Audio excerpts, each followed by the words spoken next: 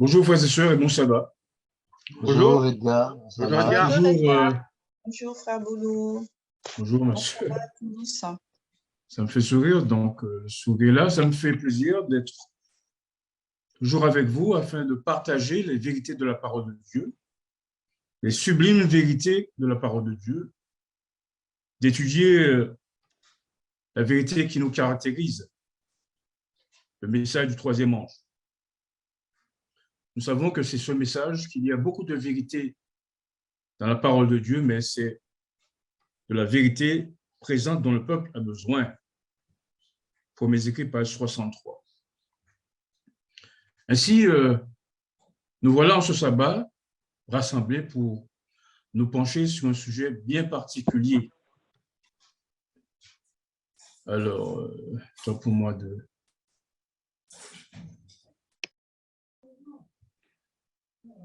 Les sujets, je disais, un sujet particulier, celui de la Troisième Guerre mondiale, en relation avec le message du troisième ange. Alors, ce titre peut paraître particulier, puisque nous n'avons pas l'habitude de faire l'association entre cette guerre mondiale, cette Troisième Guerre mondiale, et la relation avec le troisième ange. D'aucuns pourraient s'en étonner, d'autres rejeter l'idée, d'autres pourraient dire, bon, je demande à voir. Eh bien, c'est pourquoi nous sommes rassemblés ce matin. Nous voulons voir quel lien qu'il pourrait y avoir entre la Troisième Guerre mondiale et le message du troisième.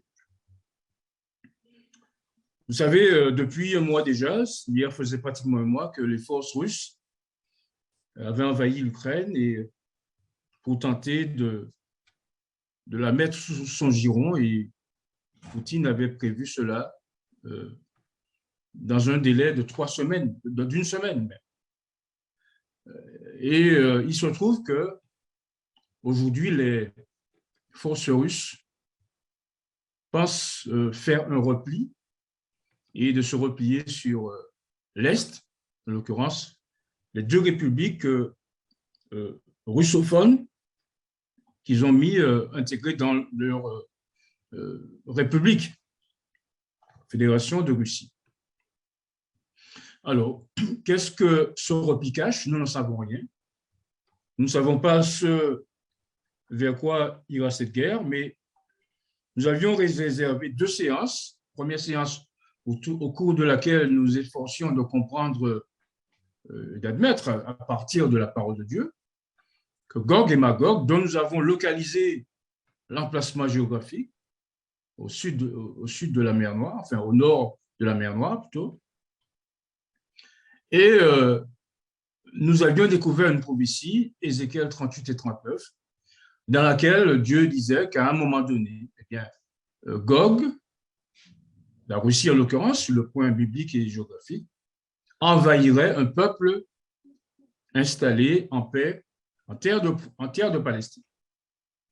Nous précisons bien que cette guerre, Ézéchiel 38 et 39, s'inscrit dans le cadre postérieur à l'installation des tribus d'Israël en terre de Palestine, selon les écrits de la parole de Dieu. Et donc, nous ne faisons pas de confusion entre cette guerre et la guerre qui aura lieu après l'installation en terre de Palestine.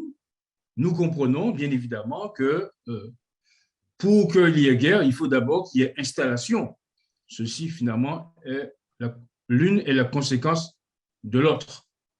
Mais Dieu nous a permis déjà de réaliser que bien, ce pays, Gog, Magog, Méchec, eh bien, s'inscrit dans un cadre d'une préparation du renforcement de sa puissance en vue d'autres guerres éventuelles. En tout cas, ce que nous savons, c'est que la parole de Dieu ne ment pas. Dieu n'est pas un fils d'homme pour se repentir, ni un fils d'homme pour se repentir. Ce qu'il a dit s'accomplira certainement. Et nous voilà donc ce matin pour discuter de la guerre, en réalité, qui pouvait qui pourrait, je parle conditionnel, qui pourrait en cacher une autre. Et nous allons finalement voir de quelle manière les hostilités vont réellement se produire. Mais avant d'entrer dans le sujet, je voudrais revenir sur un événement qui a eu lieu pour l'Église adventiste dans les années 1888 et 1890. Et pendant ce moment, ou postérieur à ce moment, Ellen White va faire une déclaration qui pourrait surprendre plus d'un, et nous montre que nous devons faire preuve d'humilité lorsque quelqu'un vient nous annoncer qu'il y a d'autres lumières à venir pour la parole de Dieu, en se basant sur la Bible, bien entendu, c'est la norme irremplaçable, et en nous appuyant sur les écrits d'Ellen White. Voilà ce qu'elle dit, et nous devons écouter avec solennité cette déclaration écrite à l'endroit des pasteurs et des ouvriers évangéliques. Voilà ce qu'elle disait. Mais nous voyons que le Dieu du ciel ordonne parfois à des hommes d'enseigner ce qui est considéré comme contraire aux doctrines établies, parce que ceux qui étaient autrefois les dépositaires de la vérité ont trahi leur mission sacrée. Le Seigneur en a choisi d'autres qui recevront les rayons lumineux du soleil de la justice et qui défendront des vérités qui ne sont pas conformes aux idées des chefs religieux. Et alors, ces chefs, dans l'aveuglement de leur esprit, donnent libre cours à ce qui est censé être une juste indignation contre ceux qui ont mis de côté les fables qu'ils chérissaient. Ils agissent comme des hommes qui ont perdu la raison. Ils n'envisagent pas la possibilité qu'ils n'aient pas eux-mêmes une bonne compréhension de la parole. Ils refusent d'ouvrir les yeux pour discerner qu'ils ont fait une mauvaise interprétation des Écritures et qu'ils ont construit de fausses théories qu'ils appellent les doctrines fondamentales de la foi. Même les adventistes du 7e jour courent le danger de fermer les yeux sur la vérité telle qu'elle est en Jésus, parce qu'elle contredit quelque chose qu'ils ont considéré comme vérité, mais dont le Saint-Esprit enseigne comme n'étant pas la vérité. Testimonies to Ministers, pages 69 et 70. Alors, bien évidemment, cette déclaration nous appelle à beaucoup d'humilité. Et on ne doit pas finalement se battre la coulpe en disant, voilà, je sais qu'il ne peut y avoir de vérité.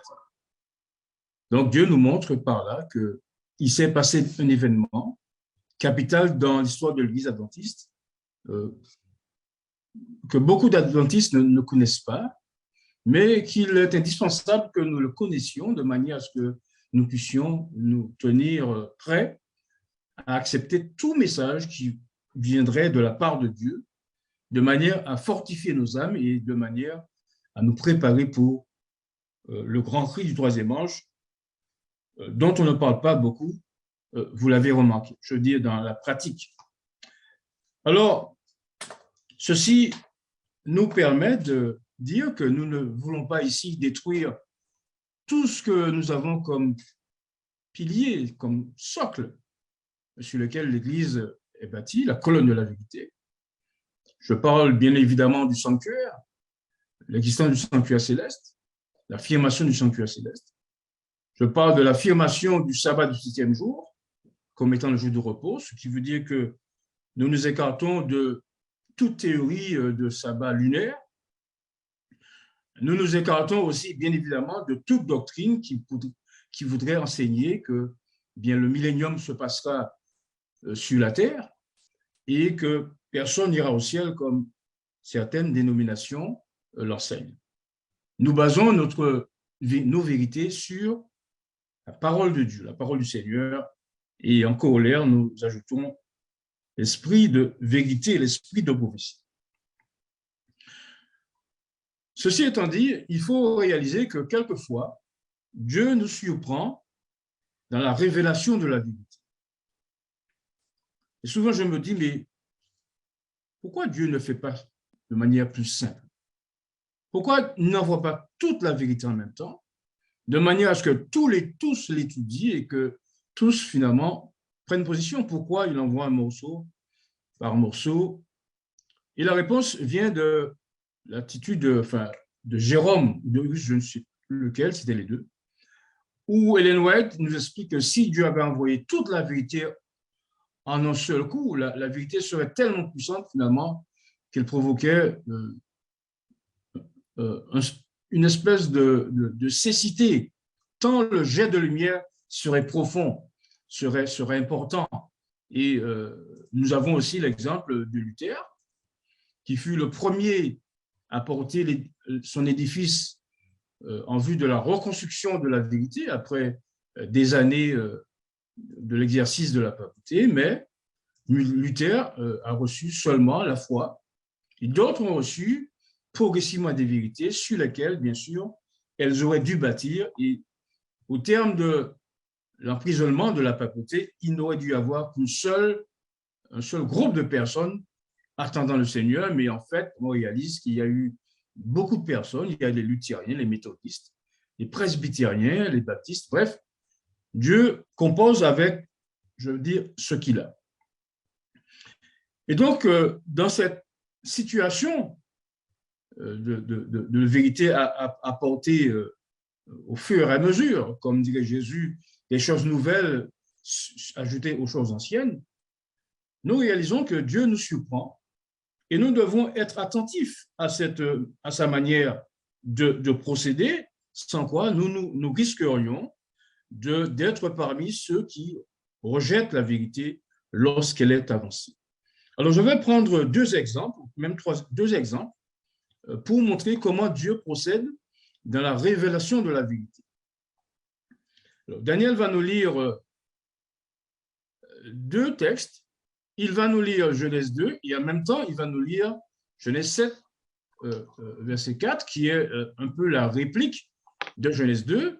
Et ensuite, il nous lira Psaume 115, verset 16, conjointement avec un Thessalonicien qui est en quelque sorte, comme je disais, la réplique du sujet. Daniel? Car l'Éternel Dieu n'avait pas fait pleuvoir sur la terre, et il n'y avait point d'homme pour cultiver le sol, mais une vapeur s'éleva de la terre. Car encore 7 jours, mais une vapeur s'éleva de la terre et arrosa toute la surface du sol. Donc, Genèse, chapitre 2, versets 5b et 6. Car encore 7 jours, et je ferai pleuvoir sur la terre, 40 jours et 40 nuits, et j'exterminerai de la face de la terre tous les êtres que j'ai faits. Cette fois, Genèse, chapitre 7, verset 4. Les cieux sont les cieux de l'Éternel, mais il a donné la terre au Fils de l'homme. Psaume 115, verset 16. Ensuite, nous les vivants qui serons restés, nous serons tous ensemble enlevés avec eux sur des nuées à la rencontre du Seigneur dans les airs. Et ainsi, nous serons toujours avec le Seigneur. 1 Thessaloniciens, chapitre 4, verset 17. Donc voilà deux types de déclarations qui, juxtaposées les unes par rapport aux autres, peuvent finalement nous amener à nous interroger sur la manière dont Dieu agit. Lorsque Dieu a donné à Noé l'ordre de construire le temple, l'arche, parce que la pluie viendrait, eh bien, Ellen White explique, je crois que c'est la page 76 de Patriarche et Prophète, que bien les logiciens de l'époque ou les donneurs de leçons de l'époque se moquaient de Noé parce que, effectivement, la pluie n'était jamais tombée sur le sol et qu'il était hors de question pour eux d'accepter l'idée que le déluge viendrait sur la terre, que la pluie tomberait sur la terre, et encore moins un déluge de 40 jours qui, selon la parole de Dieu, eh bien, devrait recouvrir toute végétation et même les montagnes les plus élevées. Mais je m'imagine Noé entendant cet ordre de Dieu et se posant la question, mais en lui-même, il m'a dit de construire une arche. pour nous protéger de la pluie, mais la pluie n'est jamais tombée. Mais la parole de Dieu explique que Noé fit exactement ce que Dieu lui avait demandé. Il construisit l'arche. Et après 120 années de prédication, au temps marqué, la pluie tomba sur le sol pendant 40 jours et même plus, selon Genèse 7, versets 14 et 15, bien que plutôt le dernier verset du chapitre 7 de la Genèse, les eaux furent grosses sur la terre pendant 150 jours. Alors, d'une absence de pluie au départ jusqu'à un niveau de pluie qui va rester pendant 150 jours, eh bien, nous voyons que Dieu a une façon particulière de fonctionner en ce qui a trait à la vérité. Mais c'est comme pour le second chapitre, les seconds textes qui sont mis en juxtaposition. Et c'est le verset favori d'une dénomination qui a fait des 144 000 son fond de religion. Vous savez à quoi je pense et à quoi je veux faire allusion. Alors, pour, je veux dire, détruire l'idée que personne n'ira au ciel, eh bien, ils prennent le psaume 115, verset 16, en disant que les cieux sont les cieux de l'Éternel. Mais et il a donné la terre au Fils de l'homme. Or, puisque, selon eux, le psaume 115 déclare que les cieux ont été faits pour l'Éternel et la terre pour les fils de l'homme, pour eux, il n'est pas question que les humains aillent au ciel. Or, l'apôtre Paul, de son côté, déclare sous l'inspiration de Dieu. Ensuite, nous les vivants qui sont restés, donc il dit que voilà, que nous irons au ciel, à la fois morts et vivants, et en plus, nous irons ensemble. Simplement, il feigne d'ignorer que Dieu n'a jamais dit que les hommes resteraient tout le temps au ciel, mais qu'il fait de ce millénium céleste une parenthèse avant que l'homme ne jouisse totalement bien de la terre qui a été donnée au Fils de l'homme. Pardon. Donc, nous voyons qu'à travers la manière dont Dieu fonctionne, eh bien, il réserve la vérité, et c'est pourquoi il y a une vérité adaptée aux besoins, une vérité présente adaptée aux besoins de l'homme au moment présent. Et pour reprendre une déclaration d'Ellen White à la page 104 des paraboles, à chaque tournant de l'histoire, il y a une vérité présente adaptée aux besoins de l'humanité. Alors, il y a un autre point qui est important et qui constitue notre marque d'identité. Il s'agit du sabbat. Donc, Daniel va nous lire ces deux déclarations mises en juxtaposition afin que nous comprenions si erreur il y a. Souviens-toi du jour du repos pour le sanctifier. Tu travailleras 6 jours et tu feras tout ton ouvrage. Mais le 7e jour est le jour du repos de l'Éternel ton Dieu. Tu ne feras aucun ouvrage, car en 6 jours, l'Éternel a fait les cieux, la terre et la mer, et tout ce qui est contenu. Et il s'est reposé le 7e jour. C'est pourquoi l'Éternel a béni le jour du repos et l'a sanctifié. Exode chapitre 20, versets 8 à 11. Tel fait une distinction entre les jours, tel autre les estime tous égaux, que chacun ait en son esprit une pleine conviction. Romains chapitre 14, verset 5. Lorsque nous allons présenter le sabbat bien à nos frères qui ne sont pas de la bergerie pour l'instant, ils nous disent que le sabbat a été fait pour les Juifs et que l'apôtre Paul, qui déclare qu'il n'est pas sous la loi, quoi qu'il soit sous la loi, déclare qu'il n'est pas important d'observer le sabbat puisque chacun fera comme il voudra. Nous, les adventistes, nous considérons le 7e jour comme un jour particulier.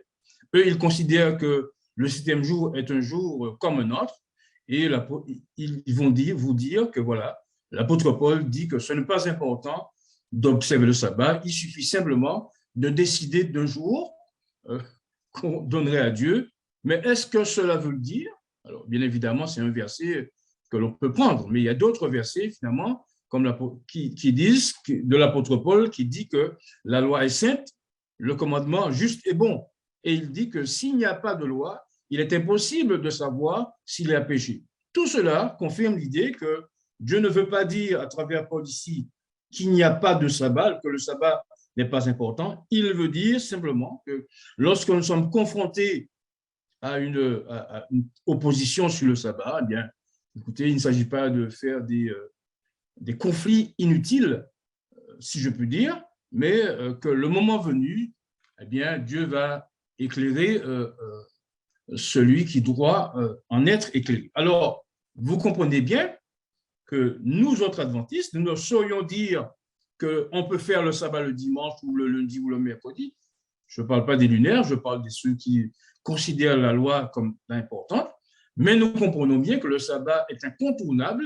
Il est tellement incontournable qu'il sera célébré sur la nouvelle terre. D'ailleurs, c'est le seul commandement, pour en montrer la pérennité, le seul commandement qui sera célébré sur la nouvelle terre dans le cadre de la restauration de toutes choses. Mais Dieu nous surprend encore, frères et sœurs, de la manière dont il va révéler la vérité.